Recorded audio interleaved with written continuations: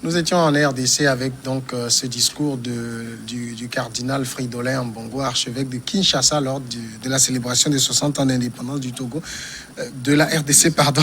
Ça nous a amené le Togo a fêté tout récemment. Ça nous a amené à venir même sur le rôle de l'Église. Et comme je le disais, au niveau de la RDC, l'Église, qu'elle soit catholique, qu'elle soit protestante, qu'elle soit éveillée, est très présente dans la vie politique. Et les RD congolais trouvent ça très normal. Finalement. Oui, vous savez, c'est l'idéologie incarnée par le pays et la philosophie de ces populations. Vous allez voir le cas similaire, par exemple, au Mali, où carrément, il y a un imam qui prend derrière le décide des choses, qui est capable même de prendre des décisions jusqu'à vouloir même déchoir un président de la République.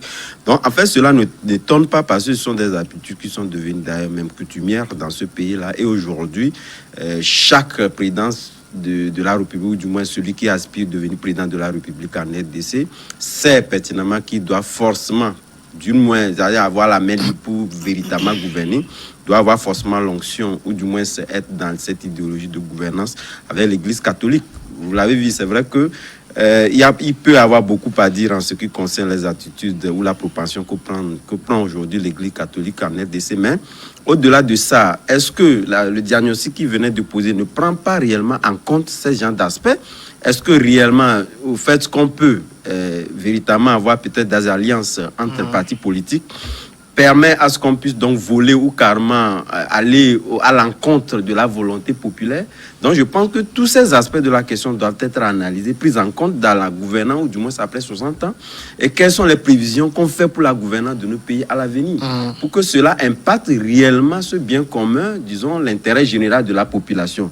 En réalité, quelque part, c'est parce que lorsqu'on n'a pas un partage équitable des ressources du pays, ou dans un pays, on estime que c'est un pays le plus d'ailleurs même riche de l'Afrique en matière de ressources minières, etc., mais également l'un des pays les plus pauvres.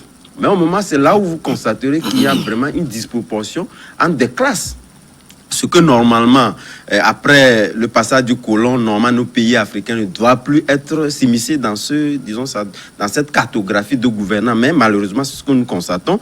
Et je pense qu'aujourd'hui, au lieu que ce soit au niveau des idéologies politiques, on prenne, disons, ce discours-là mal, je pense que c'est un diagnostic qui doit être pris avec beaucoup d'objectivité, parce qu'aujourd'hui, je pense qu'il nous appartient en tant que pays africain de pouvoir voir en face les réalités que nous avons, et je pense que les réalités prennent en compte réellement ce qu'il a dit. Et ça, de voir après 60 ans, c'est vrai que c'est ce qu'il dit a fait son temps. Aujourd'hui, nous savons un peu les remue-ménages qu'il y a entre ces alliances-là, saluées en son temps pour préserver la paix, ce qui n'est pas le cas aujourd'hui, parce que avec cette disproportion, ce que nous avions aujourd'hui risque même de retarder encore l'évolution du pays. Donc, est-ce qu'après 60 ans, est-ce qu'il n'est pas temps aujourd'hui qu'on revoie autrement, disons, la gouvernance qu'on veut faire de nos pays africains et reposer réellement? Moi, je pense qu'aujourd'hui, si nous estimons que les églises peuvent avoir, surtout moi j'apprécie d'ailleurs un peu depuis lorsque nous faisons une comparaison avec nos pays, surtout le Togo, lorsque on devait être avènement démocratique, c'était quand même un prélat ici qui a pris le devant des choses. Si même entre temps il y avait aussi des choses à dire, aujourd'hui je pense que c'est pas mauvais. Et puis on demande à ce que nous puissions avoir des CENI indépendants, équilibrés, qui puissent avoir... Parce qu'on n'a jamais réussi. Donc. Ouais, mais il faut toujours essayer. Donc si naturellement au niveau nous, pendant dans nos pays où nous n'avons pas, nous avons essayé, nous avons eu des échecs, est-ce qu'il n'est pas temps aujourd'hui pour que cette personne estime que... Le problème, c'est que c'est même antinomique de dire commission électorale nationale indépendante et d'y mettre des politiques. Des politiques, voilà. Donc je pense qu'on doit toujours continuer par scruter ce terrain-là. Voici n'est pas l'idéal n'obligeait pas ce que ces gens, ces confessions d'ailleurs même qui continuent pas à mettre un peu leur regard dans la question politique. Est-ce qu'il n'est pas temps de pouvoir dans leur privilégier plus en estimant qu'ils seront plus indépendants à prendre des dispositions? Bon, ça aussi reste à dire. On a vu des prêtres devenir présidents, on a vu comment ils se sont comportés. Germain. Oui, non, je crois qu'en RDC, ils se sont entendus pour que ce soit les religions qui désignent le président de la CENI. Alors, justement, cette réunion, ce processus de désignation, qu'on a une coordination, une cellule dirigée par l'archevêque de Kinshasa, justement pour désigner le président de la CENI. Et ils sont 8 confessions religieuses dans cette cellule-là, et il y a 6 confessions qui sont contre les catholiques et les protestants. Donc il y a l'archevêque et le pasteur de l'église protestante qui ont quitté la salle. Et les 6 autres ont voté, les musulmans, les méthodistes, les kabongistes, ou comment on les appelle, et puis les églises kimbanguistes. Et donc, ils ont voté. C'est ce nom-là qui est arrivé au Parlement. Et le président d'Asseli a été élu aujourd'hui même. Donc, je crois que l'Église catholique a un comportement en RDC qui fait que elle commence par être contestée même au sein des communautés religieuses. Donc, vous voyez déjà les querelles qu'il y a eu pour que les communautés désignent celui qu'elles vont amener porter à la tête de la CENI. Et vous comprendrez. Et puis après la proclamation des résultats de 2018, mais les méthodistes aussi se sont désolidarisés du choix des catholiques. Ils disaient aussi qu'ils ont envoyé des missions d'observation, mais qu'ils n'avaient pas les moyens de donner les résultats que les catholiques donnent. Mais dans la même n'ont mission, pas couvert tout le territoire. dans la même mission, il y avait les catholiques, les méthodistes et tout ça. Donc, il y avait une autre voix qui était discordante. Donc, ça veut dire que l'Église a une posture aujourd'hui qui défie un peu trop l'État. Parce que là, l'archevêque dit que la présidente de l'Assemblée ne respecte pas l'Église catholique et l'Église protestante. Bon. Mais est-ce que les musulmans pourraient dire la même chose? Et les autres religions qui ont porté cet homme-là à la tête de la CENI. Je crois que c'est vrai que l'Église catholique là a joué un rôle assez important qu'il faut aller chercher un peu dans l'histoire parce que le pays est vaste, on en parlait. L'État a démissionné par endroits dans plusieurs secteurs, hein, dans l'éducation, dans la santé, tout ça. L'Église a construit des hôpitaux, l'Église a construit des écoles, même dans les transactions commerciales, les banques et tout ça. Ce qui a fait que l'Église est devenue très puissante en RDC, au point où régulièrement elle s'est mêlée des affaires politiques. Et sous Kabila, il y a 2 ou 3 ans, l'Église avait organisé une marche dont vous parliez tout à l'heure. Il y avait eu 6 mois. Bon, sous Mobutu également, il y avait eu des marches de l'Église et tout ça. Donc, pendant toute l'histoire politique de la RDC, l'Église en général a été très présente. Mais ces temps-ci, on voit les chrétiens se diviser. Et quand vous allez, vous verrez que Kabila a ses chrétiens aussi, qui ne sont pas catholiques. Vous verrez que l'anniversaire de l'assassinat de Kabila, c'était pas l'église catholique, mais il y avait des messes qui étaient organisées. Tshisekedi aussi a des églises dont il est proche. Et donc, on sait que ce pays-là est fortement christianisé. Certains même s'amusent à l'appeler la Kaaba du christianisme en Afrique. C'est-à-dire que c'est en RDC que vous trouvez la plus fervent chrétien. Et donc, même moi, je pense que c'est vrai ce que Germain a dit, mais au-delà de ça, c'est vrai au niveau des libertés individuelles et les droits qui sont partagés, c'est vrai, les églises sont ensemble. Mais je pense que ces 2 églises, lorsque vous prenez en termes de représentativité, même au sein de la population, lorsque ils constituent derrière eux-mêmes, ils constituent un moyen assez important, il faudrait forcément faire avec eux. En fait, c'est ce poids-là qui leur permet aujourd'hui de dire que, voilà, lorsqu'ils se rétractent, les autres ne puissent... C'est vrai, au niveau de la légitimité, c'est vrai que il a élu au niveau de la légitimité. Non, sauf qu'au niveau de la RDC, la prédominance catholique ne peut pas être prouvée. L'église kimbanguiste est très puissante. Les églises éveillées sont très puissantes. Donc, c'est difficile de dire que l'église catholique l'emporte. En fait, c'est bon. Officiellement, on donne 40% à l'église catholique. Mais dans le fait, ce n'est plus vrai. Ce n'est plus vrai, je suis d'accord. Lorsque vous prenez même au niveau des musulmans... Il y a plusieurs églises. Et même dans nos pays, dans mon quartier, il y a une centaine d'églises. Dans un petit quartier, là, comme le mien, je suis entouré d'au moins 8 églises avec des noms pas possibles. Et c'est des églises qui sont plus ou moins remplies chaque week-end. Et vous verrez que les églises catholiques ont perdu un peu de leurs fidèles au profit des protestants. Et après, les 2 ont perdu au profit des assemblées de Dieu, des témoins de Jéhovah, et ainsi de suite. Et aujourd'hui, il y a des églises qui sont très influentes, dont on ne connaît même pas les noms, mais qui ont siphonné sérieusement ces premières églises-là. Et donc, moi, je pense même que les 40% qu'on donne à l'église catholique, est-ce que, au regard de tout l'idéal aujourd'hui, si on veut vraiment laisser la RDC évoluer, c'est pas de laisser tomber toutes ces influences finalement? Oui, je voudrais d'abord préciser qu'au niveau de la commission qui doit désigner effectivement le président de la CENI. Chaque personne représentant une entité a une voix. Une voix, oui. Donc le vote est passé et le Parlement s'est fondé justement sur ça pour pouvoir faire le choix du président le poids de la CENI. Mais au niveau de la RDC, je pense qu'il est important, après 60 ans d'indépendance, qu'on essaie de prendre un peu de liberté vis-à-vis des églises, d'une façon générale. Parce que, vous savez, aux États-Unis, on remarque un peu quelque chose, c'est que chaque président a ses pasteurs ou ses hommes de Dieu, ainsi de suite. Mais il faudrait qu'au niveau de la prise des décisions politiques, que les églises restent aussi dans leur rôle et que les décisions politiques respectent les normes de ces décisions-là. C'est important. Et je voudrais souligner aussi qu'en Afrique, on n'a pas tous échoué, malheureusement, ou heureusement.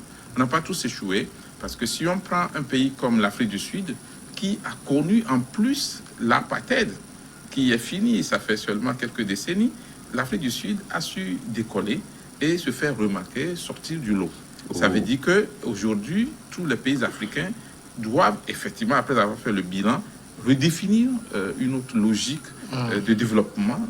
Comment faire d'abord l'essor économique, comment essayer de mettre la jeunesse au travail sérieusement, comment éviter que nos jeunes quittent nos pays pour aller mourir encore dans la Méditerranée et qu'on ne pense pas que l'Europe c'est un paradis. Heureusement ou malheureusement, je ne sais pas, qu'aujourd'hui, avec la crise de Covid-19, je ne suis pas très sûr que les jeunes seront très chauds encore pour se mettre tous jetés dans la mer pour aller en Europe. Et il faudrait qu'un travail sérieux soit fait pour que nous puissions conserver aussi nos têtes. Parce que les bourses qu'on nous octroie des fois, ce n'est pas nécessairement pour notre bien, mais on nous enlève des fois aussi nos cerveaux pour les amener ailleurs. L'Afrique doit se rasseoir, faire le bilan de ces 60 ans d'une façon générale, ou 50 ans plus, ça dépend des pays, d'indépendance, et voir là où nous avons échoué, en prenant au mot l'archevêque de Kinshasa, et là où nous avons réussi, et faire des perspectives pour l'avenir, parce que les générations futures vont demander des comptes. Qu'avez-vous fait réellement de ces temps d'indépendance? Je vous permettez juste rapidement. Oui. En fait, pour ajouter, lorsque vous disiez aujourd'hui que ou du moins la RDC doit prendre un peu de recul vis-à-vis de ses influences, surtout de religieux, etc. Moi, je pense que, je le disais tantôt, ça dépendra de la philosophie de la population. Parce que ça ne peut pas se décréter dans la mesure où des gens qui ont leur vie intimement liée à ces églises-là, ils auront toujours des influences, mais que cela n'arrive pas à impacter la population. Donc, la chose doit directement passer par là. Ça ne va pas être décrété, mais aller d'une manière progressive. Maintenant, parlant de l'Afrique du Sud, je pense qu'au niveau de la sommation, lorsque vous prenez des évaluations aujourd'hui, ça a prouvé réellement depuis que les Noirs ont commencé par prendre la gouvernance du pays, le pays a fortement régressé en tout, sur tous les plans. Ça voudrait dire quelque part que voilà ce qui pose encore la réelle question que vous posez aujourd'hui. Est-ce que nous sommes préparés pour réellement prendre nos indépendances? Est-ce qu'on a su conserver, disons, ce patrimoine-là jusqu'au jour d'aujourd'hui? Mais la question est toujours d'actualité. Non, en fait, l'exemple sud-africain ne cadrait pas non, trop. pas trop. Ce sont les Blancs qui ont développé et depuis que le Noir a pris, le pays a régressé. Moi, je ne suis pas d'accord sur ce débat. C'est pas une question de Noirs. Parce que qui est la première puissance mondiale? On parle le Nigeria. Le Nigeria, quand même, ça c'est un bon exemple. C'est un très bon exemple. Se développe. L'Afrique du Sud, ce n'est pas parce que les Noirs ont pris que le pays a régressé. Je m'inscris en faux par rapport à ça. La preuve, quand Mandela a pris le pouvoir, il n'a pas gouverné seul. Il n'a pas écarté les Blancs.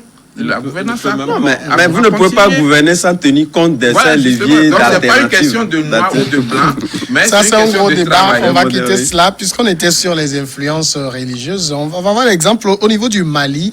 Le Mali, la contestation qui lève le préalable d'une démission du président. La contestation là-bas, qu'il faut le dire, est pilotée par un leader religieux.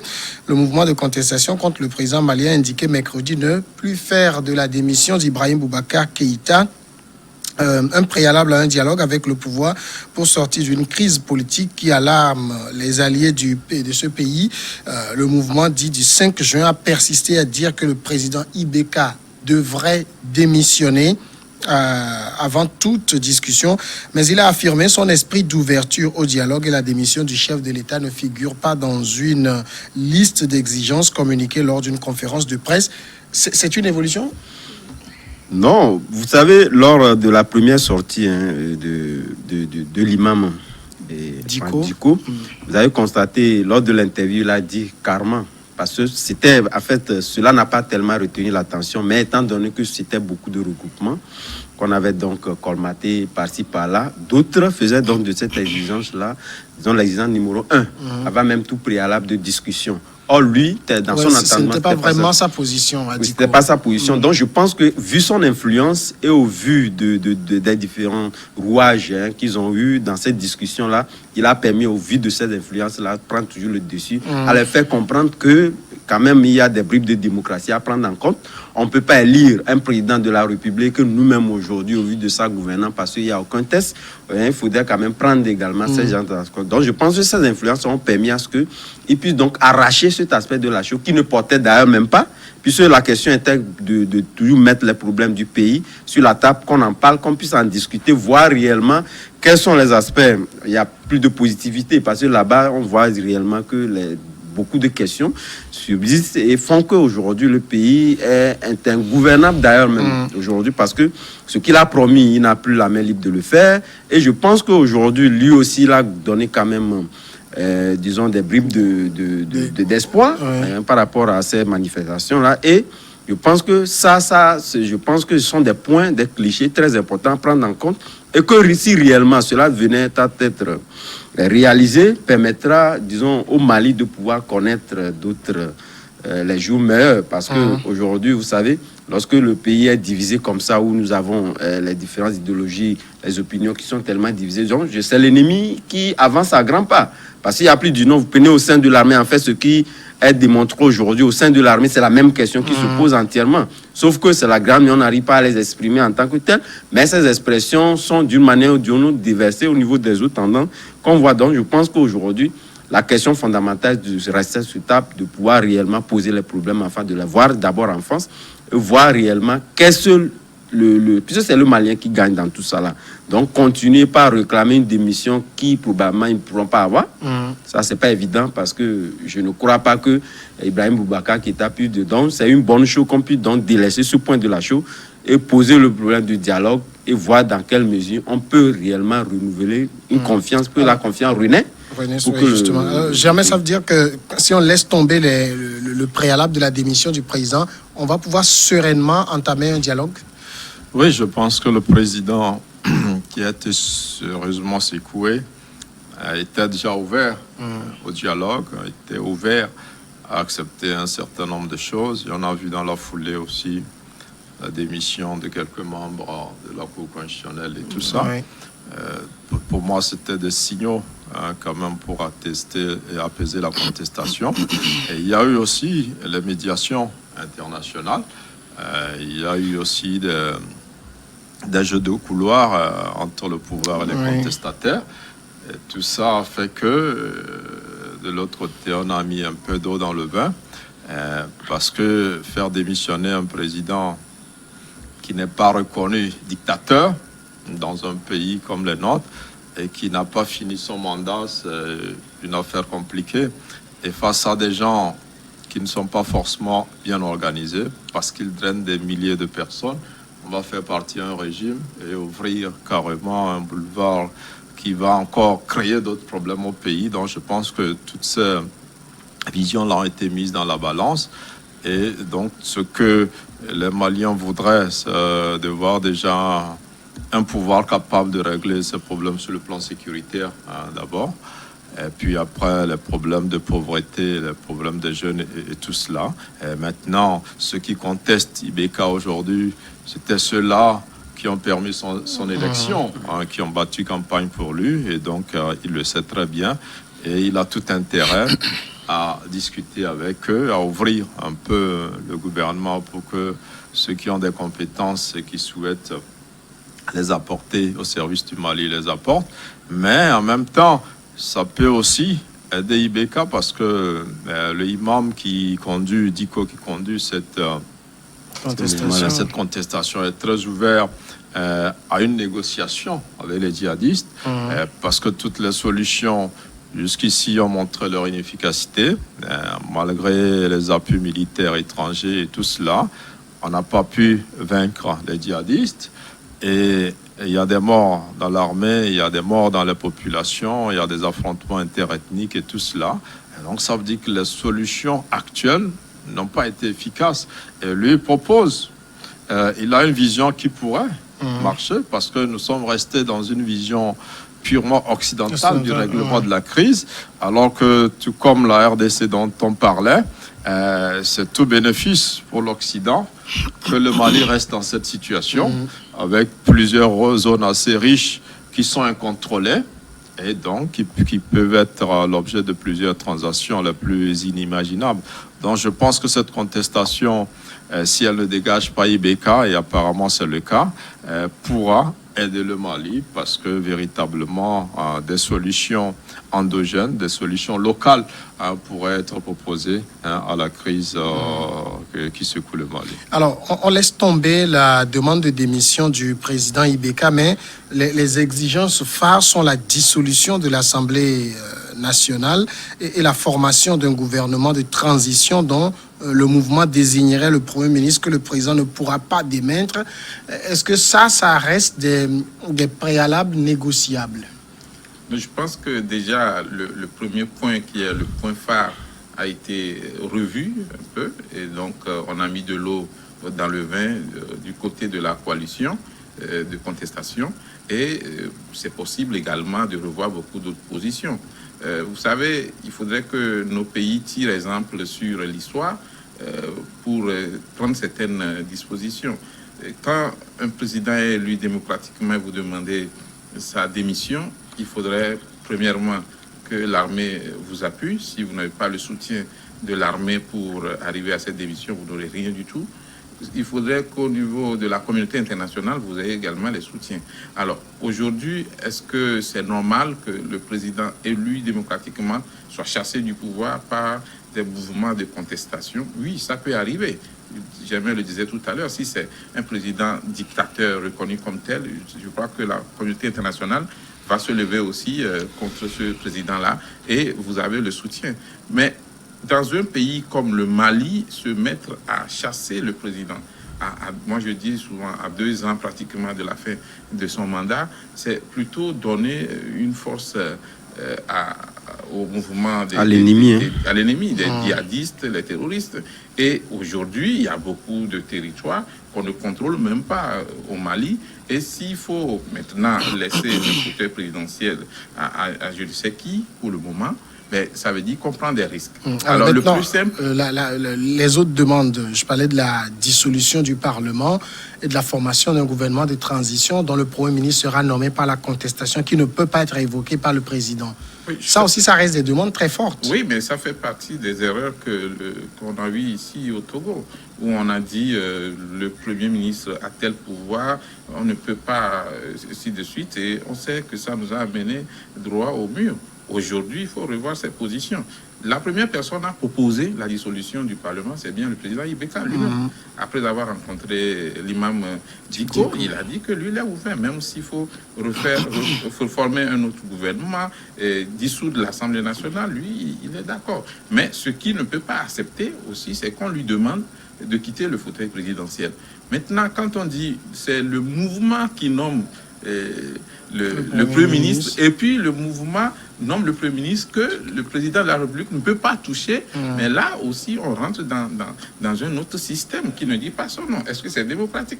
Non, c'est également un diktat. Oui, quoique venant des mouvements de contestation, mais c'est un diktat, et il faut faire attention, parce que vous savez, aujourd'hui, il n'y a pas de problème, on s'entend pour faire la contestation, mais après, quand il s'agira de composer le gouvernement, les problèmes vont arriver. Et on a vu dans ce pays... Déjà, il y avait des rumeurs de divergence au sein de la contestation, et Mohamed Ali Batili a dû dénoncer, il a dit il n'y a aucune mésentente entre nous, rien de ce que vous avez entendu n'est fondé.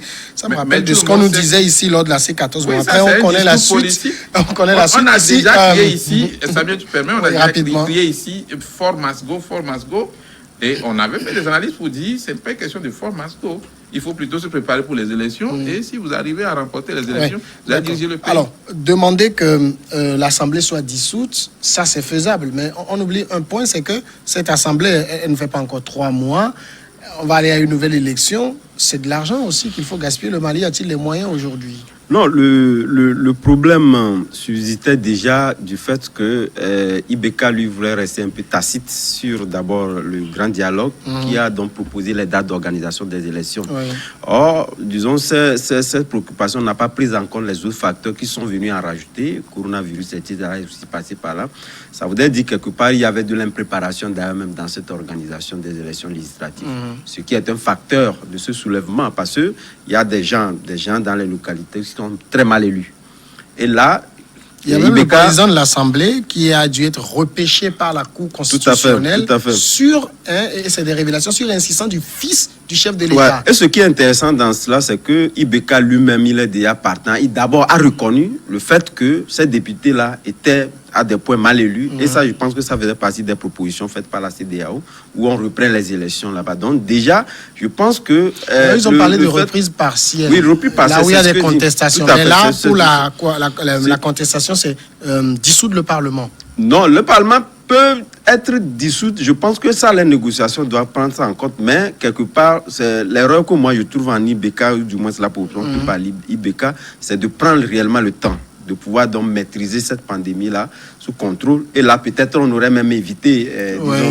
il s'en est trop tenu au calendrier du grand dialogue. Et ça allait éviter même l'enlèvement, qui cause d'ailleurs même un problème également sur eux. Parce que les gens estiment qu'on ne peut pas parler de pécuniaire, que l'État n'arrive véritablement, puisque ça, c'est la grande question, n'arrive véritablement pas à dégager ces moyens-là pour aller donc ramener le chef de file de l'opposition, finalement, etc. Ça fait, Germain, ça fait beaucoup de dialogues. Finalement, on veut encore ouvrir un autre dialogue. On avait fait un grand dialogue dit national. Oui, maintenant, je crois que le dialogue qui va s'ouvrir, c'est le dialogue avec ceux qui sont beaucoup plus avec le pouvoir, mais qui ne sont pas d'accord avec la méthode utilisée actuellement et qui ont d'autres problèmes sociaux aussi, qui ont été la goutte d'eau qui a fait déborder les choses. Mais le dialogue est important parce qu'il y a un soulèvement derrière lequel il y a des hommes, des religieux très influents, dont on connaît l'influence dans ce genre de pays, comme le Sénégal, comme le Mali. Et donc, il est obligé de tenir compte de ça. Le dialogue aura lieu.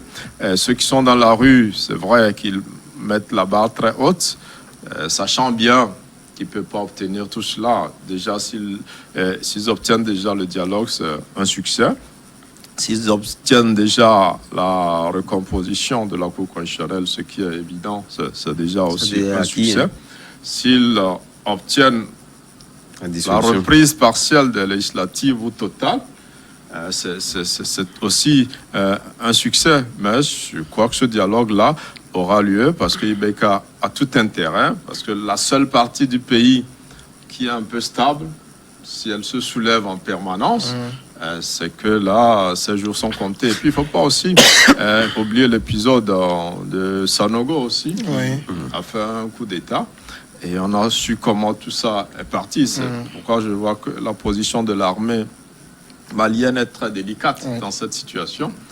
Elle ne peut pas non plus suivre les contestataires, même si elle approuve la plupart des revendications, parce que gérer aujourd'hui un coup d'État ou la prise d'un pouvoir sur les bases d'une contestation, on a vu un peu au Burkina Faso avec le colonel qui s'est refugé finalement au Canada. Donc c'est un peu compliqué que les armées accompagnent ce genre de action actuelle. Et donc, il faut une solution politique. Et ce dialogue-là sera une bonne chose. Partons pour la pause et on revient après le journal.